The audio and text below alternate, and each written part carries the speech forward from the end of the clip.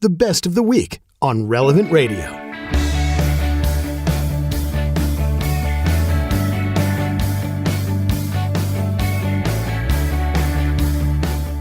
This is Cale Clarke, and this is The Faith Explained on Relevant Radio and the Relevant Radio mobile app. So glad that you're with me once again for another episode of our new series on The Faith Explained called Jesus 101. As we get started today, I want to remind you of a situation that you might have forgotten. A few years ago, the head of the Jesuit order, his name was Father Arturo Sosa, cast a lot of doubt on the trustworthiness of the Gospels and Jesus' teaching, particularly in this case, Jesus' teaching on divorce. And here's what he said. I'm going to quote him here. Quote, "There would have to be a lot of reflection on what Jesus really said. At that time, no one had a recorder to take down his words. What is known is that the words of Jesus must be contextualized. They are expressed in a language, in a specific setting. They are addressed to someone in particular." End of quote. Now, he later walked back these comments to some extent, but the fact remains that Father Arturo Sosa's attitude towards the trustworthiness of the Gospels is not uncommon in certain clerical circles and also among many biblical scholars as well. And this is important because here's an analogy for you. It's a little bit like melting snow at the top of mountain peaks. Whether it's the Colorado Rockies or another range, what happens is if you have groups of clergy or biblical scholars, if they're skeptical towards the trustworthiness of the Gospels, that tends to trickle down to everybody else who's at the bottom of the mountain, filter down to the laity. And ordinary Catholics, ordinary Christians naturally wonder, hey, if the experts, quote unquote, think that these documents, these four Gospels, they can't be trusted to communicate what Jesus really did and what he really said, we might be in some trouble here. So we need to focus on this. Can we authenticate the words of Jesus in the Gospels? Now, the first part of what Father Arturo Sosa said was true. It was unimpeachably true. There were no tape recorders. There were no smartphones. There were no video cameras recording Jesus' exact words, whether he was teaching about divorce, and you can read about that in Matthew chapter 19, among other places, or whether Jesus was teaching on any other topic. But I do take umbrage, and so should you, with Father Sosa's conclusion. Yeah, just because there were no recording devices out there, like we have in the modern age, that doesn't mean that we can't really know what Jesus actually said about this issue or any other topic that arose in his teaching.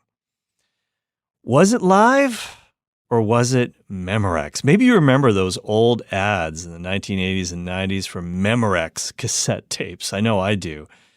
There's a famous ad where this guy was wearing cool dark sunglasses, had long hair, and he was kind of just sitting on his couch listening to his sound system, massive speakers, and he's literally being blown away by the sound. It's like he's at a live concert. His hair is just being flung backward by the sonic boom, if you will. And the tagline of these ads was pretty memorable. Is it live or is it Memorex?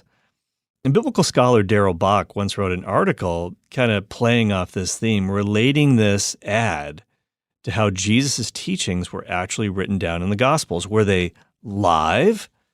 And by that he means the living words of Jesus. We're going to get into this in a second. Or were they Memorex? Were the words of Jesus put down word for word, as if recorded by a professional?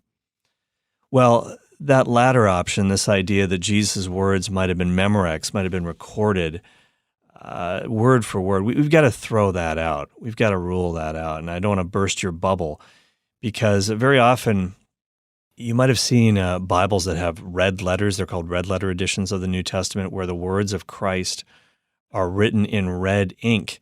And a lot of people think this is exactly what Jesus said word for word when we're reading our English Bibles. Well, an obvious point here is that the Gospels were written in Greek, and they're translated into all the various modern languages of the world, such as English. But when Jesus was preaching, when he was teaching on the dusty roads of Galilee, in the synagogues, wherever he was traveling, he got into Peter's boat and set out from the water, spoke to the crowds.